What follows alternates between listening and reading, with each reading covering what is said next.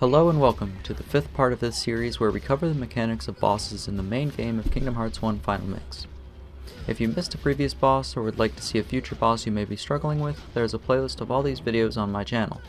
Let's get into Cerberus now, the boss for Olympus Coliseum. I will preface this guide by saying I do not recommend fighting Cerberus this early. Cerberus is not the issue, it's the preliminaries on level 1 that are absolutely brutal. Everything two-shots you, and having up to 10 elementals shooting homing projectiles at you is awful.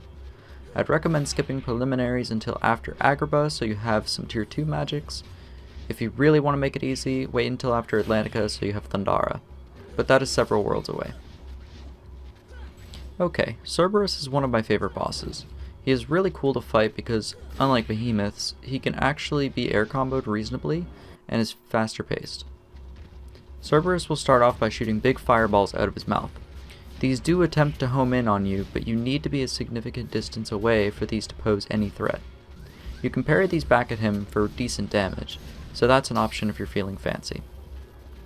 Once Cerberus finishes firing his fireballs, he will growl and lower his heads for biting attacks.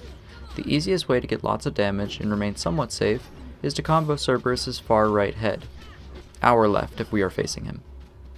This head seems to attack the least and stays relatively still. If you fight him enough, you'll know when the head is about to attack and be able to get out of the way in time. His attack patterns aren't consistent though, so just be careful. The hitbox is more focused towards the front of the mouth, so you can step out of the way pretty easily. A well-timed swing during the bite attacks will parry also, stunning Cerberus for a few seconds, giving you more time to combo him. This only works when the heads attack on their own.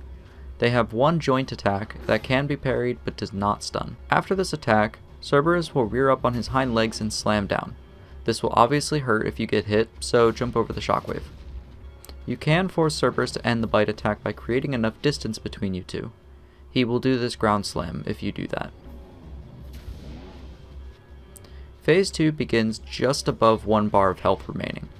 If you reach this HP gate during his bite combos, he will stop to do the slam, followed by casting this new attack. Do not try to hit Cerberus while his heads are down because there is a hitbox on his head as long as there is darkness coming from his mouth. Focus on dodging the darkness appearing below your feet and staying safe.